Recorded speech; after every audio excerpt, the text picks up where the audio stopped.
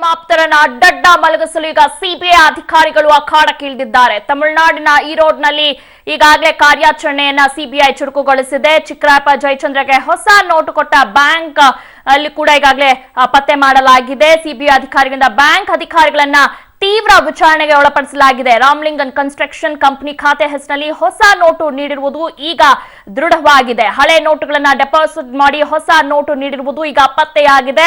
ಅಂತಾರಾಜ್ಯ ಅಪರಾಧವಾಗಿ ಪರಿಗಣಿಸಿ ಸ್ವಯಂ ತನಿಖೆಯನ್ನ ಸಿಬಿಐ ಅಧಿಕಾರಿಗಳ ತಂಡ ಆರಂಭಿಸಿದೆ.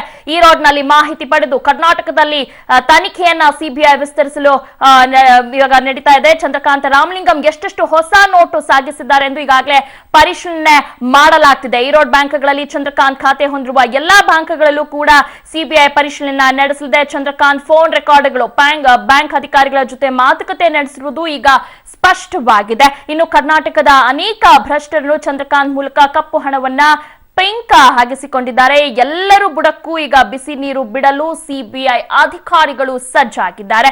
ಏಕಕಾಲಕ್ಕೆ ಕರ್ನಾಟಕದ ಅನೇಕ ಕಡೆ ಸಿಬಿಐ ದಾಳಿ ನಡೆಯುವ ಸಾಧ್ಯತೆ ಇದೆ. ಉಡುಪಿ ಜಿಲ್ಲೆಯ ಬೈಲೂರಿನಲ್ಲಿ ದಾಖಲೆಗೊಳ್ಳದ 71 ಲಕ್ಷ ರೂಪಾಯಿಯನ್ನು ಐಟಿ ಅಧಿಕಾರಿಗಳು ವಶಪಡಿಸಿಕೊಂಡಿದ್ದಾರೆ. ಕಾರ್ಕಳ ತಾಲೂಕಿನ ಬೈಲೂರಿನಲ್ಲಿ ಈ ಮೊತ್ತವನ್ನು ವಶಪಡಿಸಿಕೊಳ್ಳಲಾಯಿತು. ದಕ್ಷಿಣ ಕನ್ನಡ ಜಿಲ್ಲೆಯಿಂದ ಫೋರ್ಡ್ ಫಿಯೆಸ್ಟಾ ಕಾರ್ನಲ್ಲಿ ಹೊಸ ನೋಟನ್ನು ಸಾಗಾಟ ಮಾಡುತ್ತಿದ್ದರು. ಕಾರ್ಕಳ ಪೊಲೀಸರಿಗೆ ಈ ಮಾಹಿತಿ ಸಿಕ್ಕಿತ್ತು.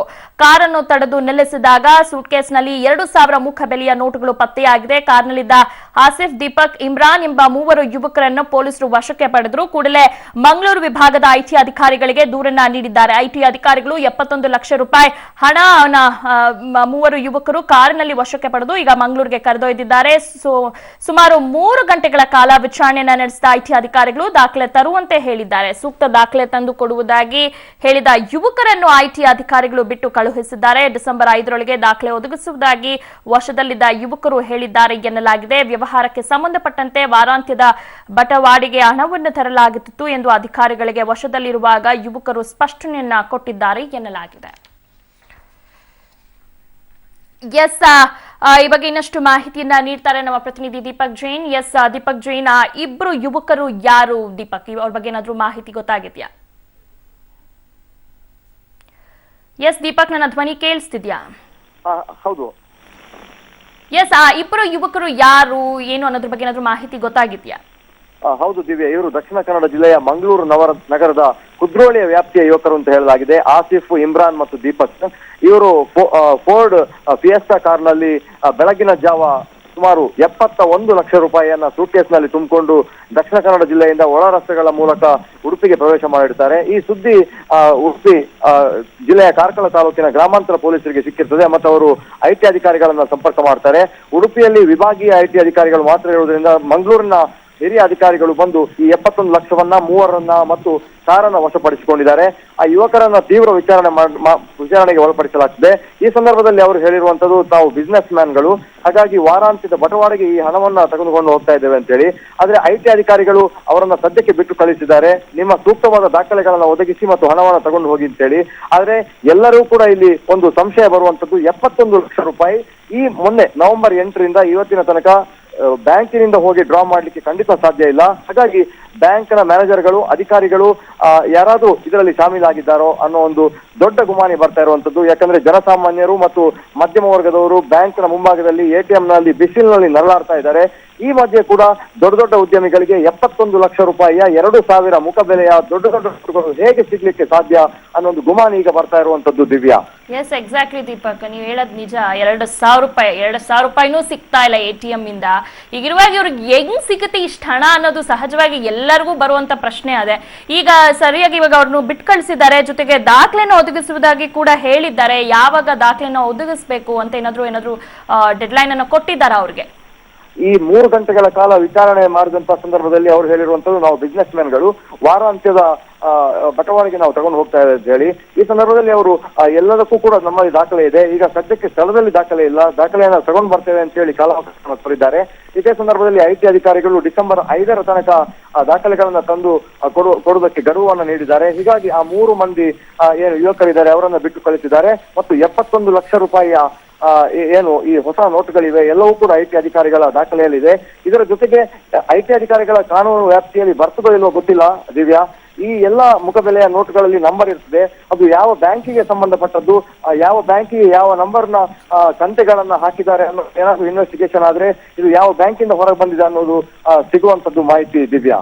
ಓಕೆ, ಧನ್ಯವಾದಗಳು ದೀಪಕ್ ತಮ್ಮ ಮಾಹಿತಿಗಾಗಿ. ಚಿಕ್ಕಮಗಳೂರಲ್ಲಿ ದಾಖಲೆ ಇಲ್ಲದ 46 ಲಕ್ಷಕ್ಕೂ ಅಧಿಕ ಹಣ ಈಗ ಪತ್ತೆಯಾಗಿದೆ.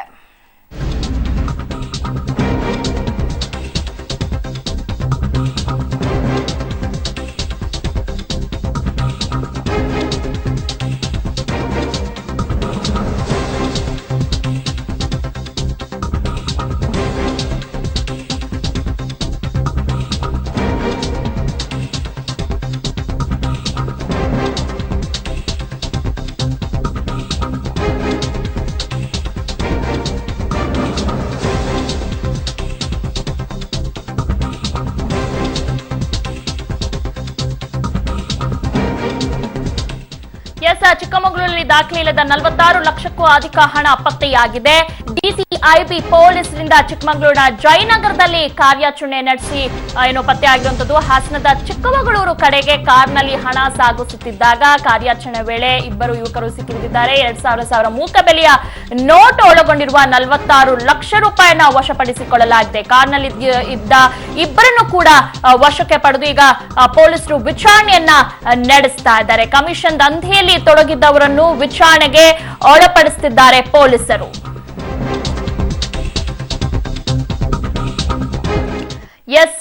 ಈ ಬಗ್ಗೆ ಇನ್ನಷ್ಟು ಮಾಹಿತಿಯನ್ನ ನೀಡ್ತಾರೆ ನಮ್ಮ ಪ್ರತಿನಿಧಿ ನಾರಾಯಣಗೌಡ. ನಾರಾಯಣಗೌಡ, 46 ಲಕ್ಷ ರೂಪಾಯಿ ಹಣ ಯಾರ್ದಿದು? ಇಬ್ಬರನ್ನೀಗ ಏನು ವಶಪಡಿಸಿಕೊಂಡಿದ್ದಾರೆ ಪೊಲೀಸರು? ಅವ್ರು ಯಾವ ಊರ್ನವರು? ಏನಕ್ಕೆ ತಗೊಂಡು ಹೋಗ್ತಿದ್ರಂತೆ 46 ಲಕ್ಷ ರೂಪಾಯಿನ? ಈಗ ಏನು ಚಿಕ್ಕಮಗಳೂರಿನ ಹಾಸನ KA13 ಗಾಡಿನಲ್ಲಿ ಏನು ಹರೀಶ್ ಮತ್ತೆ ಕಿರಣ್ ಅನ್ನೋರು ಏನು ಇಬ್ಬರು 46 ಲಕ್ಷ ರೂಪಾಯಿ ಹಣ ತಗೊಂಡ್ ಬರ್ತಾ ಇದ್ರು. ಅವ್ರು ಎಲ್ಲಿಗೆ ತಗೊಂಡ್ ಹೋಗ್ತಿದ್ರು ಅನ್ನೋ ಸ್ಪಷ್ಟವಾದ ಮಾಹಿತಿ ಇಲ್ಲ.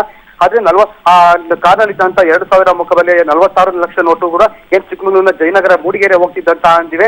ಜಯನಗರದಲ್ಲಿ ಅವ್ರನ್ನ ಪೊಲೀಸ್ನವರು ಬಂದು DCIB ಪೊಲೀಸ್ನವರು ಬಂದಿದ್ದಾರೆ. ಆದ್ರೆ 46 ಲಕ್ಷವನ್ನು ಸಹ ವಶ ಮಾಡ್ಕೊಂಡು ಏನ್ ಕಾರಲ್ಲಿ ಬಂದಿದ್ದು ಆ ಕಾರನ್ನು ವಶ ಮಾಡ್ಕೊಂಡು ಹರೀಶ್ ಮತ್ತೆ ಕಿರಣ್ ಏನ್ ಇಬ್ರು ಯುವಕರಿದ್ರು ಆ ಇಬ್ರು ಯುವಕರನ್ನು ಈಗಾಗಲೇ ಪೊಲೀಸರು ಚಿಕ್ಕಮಗಳೂರಿನ ವಸತಿ ಗೃಹದಲ್ಲಿ ಈಗಾಗಲೇ ವಿಚಾರಣೆ ನಡೆಸಿದ್ದಾರೆ. ಆದ್ರೆ ಇನ್ನು ಸ್ವಲ್ಪ ಹೊತ್ತಿಗೆ ಅವರು ಹಣ ಎಲ್ಲಿಂದ ತಂದಿದ್ರು, ಯಾರಿಗೆ ತಲುಪಿಸಿದ್ರು ಅನ್ನೋದೊಂದು ಮಾಹಿತಿ ಸಿಗುತ್ತೆ ದಿವ್ಯಾ. ಯಾವಾಗ ಇವ್ರನ್ನ ಇದ್ ಮಾಡಿದ್ದು ಪತ್ತೆ ಹಚ್ಚಿದ್ದು ಮತ್ತೆ ಈಗ ನೋಟ್ ಎಲ್ಲಿಂದೊಂದು ಅನ್ನೋದ್ರ ಬಗ್ಗೆ ಏನಾದ್ರು ತನಿಖೆಯನ್ನ ನಡೆಸ್ತಾ ಇದ್ರ ಪೊಲೀಸರು? ಈಗಾಗಲೇ ಪೊಲೀಸ್ ಗೃಹದಲ್ಲಿ ಅವರನ್ನ ಸುಮಾರು ಮಧ್ಯಾಹ್ನ 2-2:30 ಸುಮಾರಿಗೆ ಅವರನ್ನೇ ಬಂಧಿಸಿದ್ದು, ಹಣನ್ನು ವಶಪಡಿಸಿಕೊಂಡಿದ್ದು ಮತ್ತೆ ಕಾರನ್ನು ಕೂಡ ವಶಪಡಿಸಿಕೊಂಡಿದ್ದಾರೆ. ಅವರಿಬ್ಬರನ್ನು ಈಗ ಚಿಕ್ಕಮಗಳೂರು ಪೊಲೀಸ್ ವಸತಿ ಗೃಹದಲ್ಲಿ ಮಧ್ಯಾಹ್ನ 2:30 ಕೂಡ ವಿಚಾರಣೆಗೆ ಒಳಪಡಿಸಿದ್ದಾರೆ. ಆದ್ರೆ ಅವರು ಹಣ ಎಲ್ಲಿಂದ ತಂದಿದ್ವಿ, ಯಾರು ಕೊಟ್ಟಿದ್ದು ಮತ್ತೆ ಇದನ್ನು ಎಲ್ಲಿಗೆ ತಗೊಂಡು ಹೋಗ್ತಾ ಇದ್ವಿ ಅನ್ನೋದು ಇನ್ನು ಮಾಹಿತಿ ಅವ್ರಿನ್ನೂ ಮಾಹಿತಿ ನೀಡಿಲ್ಲ. ಇನ್ನು ಸ್ವಲ್ಪ ಹೊತ್ತಿನಲ್ಲಿ ಅವರು ಸ್ಪಷ್ಟವಾದ ಮಾಹಿತಿ ಸಿಗುತ್ತೆ ದಿವ್ಯಾ. ಓಕೆ, ಧನ್ಯವಾದಗಳು ನಾರಾಯಣಗೌಡ ತಮ್ಮ ಮಾಹಿತಿಗಾಗಿ. ನೋಟ್ ನಿಷೇಧದ ಬಳಿಕ ಕರ್ನಾಟಕದಲ್ಲಿ ಆದಾಯ ತೆರಿಗೆ ಇಲಾಖೆ ಭರ್ಜರಿ ಬೇಟೆಯನ್ನ ನಡೆಸ್ತಾ ಇದೆ. ನೋಟು ನಿಷೇಧದ ಬಳಿಕ ಕರ್ನಾಟಕದಲ್ಲಿ ಆದಾಯ ತೆರಿಗೆ ಇಲಾಖೆ ಭರ್ಜರಿ ಬೇಟೆಯನ್ನ ನಡೆಸಿದೆ. ಆದಾಯ ತೆರಿಗೆ ಇಲಾಖೆ ಶೋಧದ ವೇಳೆ ಸಿಕ್ಕಿದ್ದು 280 ಕೋಟಿ ರೂಪಾಯಿ ಬೇನಾಮಿ ಆಸ್ತಿ. 280 ಕೋಟಿ ರೂಪಾಯಿ ಮೊತ್ತದ ಬೇನಾಮಿ ಕಟ್ಟಡ ಭೂಮಿಗ ಪತ್ತೆಯಾಗಿರುವಂತದ್ದು. ಈ ಭೂಮಿ ಕಟ್ಟಡ ಖರೀದಿಗೆ ಇಷ್ಟೊಂದು ದುಡ್ಡು ಬಂದಿದ್ದು ಎಲ್ಲಿಂದ? ಇಬ್ಬರು ಸಚಿವರ ಪುತ್ರರಿಗೆ ಅತ್ಯಂತ ಆಪ್ತತೆ ಹೊಂದಿದ್ದಾರೆ ಇಬ್ಬರು ಅಧಿಕಾರಿಗಳು. ಒಬ್ಬರೊಂದಿಗೆ ಆತ್ಮೀಯ ನಂಟು ಕೂಡ ಅಧಿಕಾರಿಗಳು ಗುತ್ತಿಗೆದಾರರು ಹೊಂದಿದ್ದರು. ಈ ಹಿನ್ನೆಲೆಯಲ್ಲಿ ಇಬ್ಬರು ಸಚಿವರು ಅವರ ಪುತ್ರರನ್ನು ವಿಚಾರಣೆಗೆ ಒಳಪಡಿಸುವ ಸಾಧ್ಯತೆ ಇದೆ.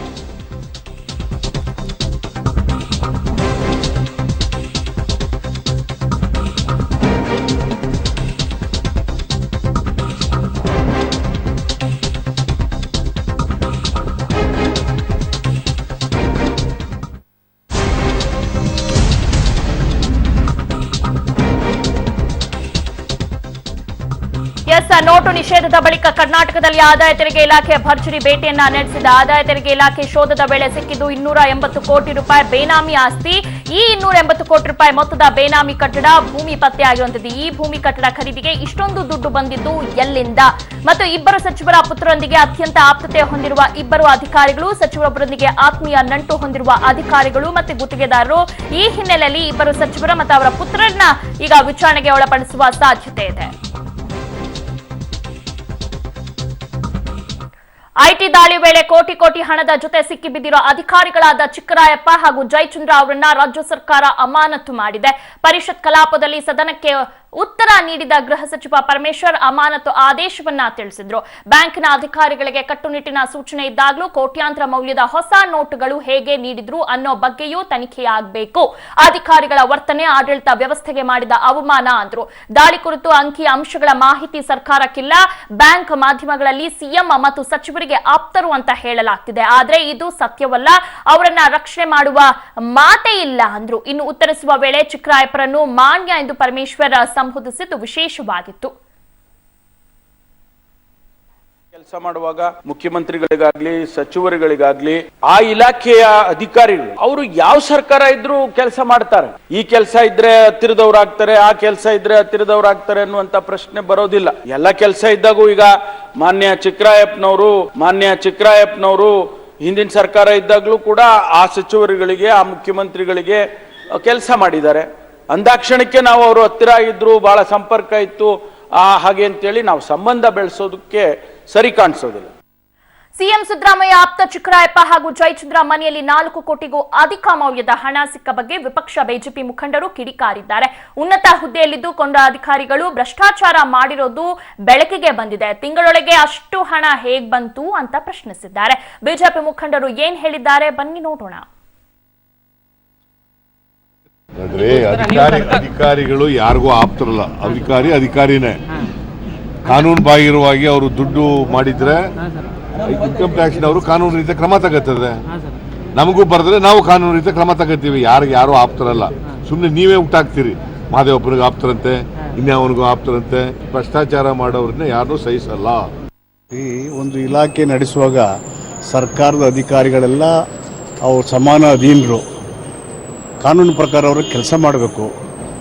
ಕಾನೂನಿಗಿಂತ ದೊಡ್ಡವರು ನನ್ನನ್ನು ಸೇರಿಸಿ ಯಾರೂ ಇಲ್ಲ. ಕಾನೂನು ತಂತಾನೆ ಕೆಲಸ ಮಾಡ್ತಾರೆ. ನಿಮಗೆ ಎಷ್ಟು ಆಶ್ಚರ್ಯ ಆಗಿದೆ, ನನಗೂ ಅಷ್ಟು ಆಶ್ಚರ್ಯ ಆಗಿದೆ. ಕ್ರಮ ತಗೊಳ್ಳೋದು ಎಕ್ಸಿಕ್ಯೂಟಿವ್ ಅಲ್ಲ ಸರ್, ಏನು ತಗೋತಾರೆ ನೋಡೋಣ. ಇವತ್ತು IT ರೇಡ್ ಆದಮೇಲೆ ಇವತ್ತು ಹಳೆ ನೋಟುಗಳು ಸಿಕ್ಕಿದ್ದಲ್ಲ, ಹೊಸ ಸುಮಾರು 4,70,00,000ದಷ್ಟು ಹೊಸ ನೋಟುಗಳು ಇವತ್ತು ಸಿಕ್ಕಿದಾವಂತಂದರೆ ಇಲ್ಲಿ ಜನಸಾಮಾನ್ಯರು ಒಂದು 2,000, 3,000, 4,000 ಕ್ಯೂ ಹಚ್ಚಿ ತೆಗೆದುಕೊಳ್ತಾ ಇದ್ದಾರೆ ಹಳೆ ನೋಟುಗಳನ್ನು ಎಕ್ಸ್ಚೇಂಜ್ ಮಾಡಿ.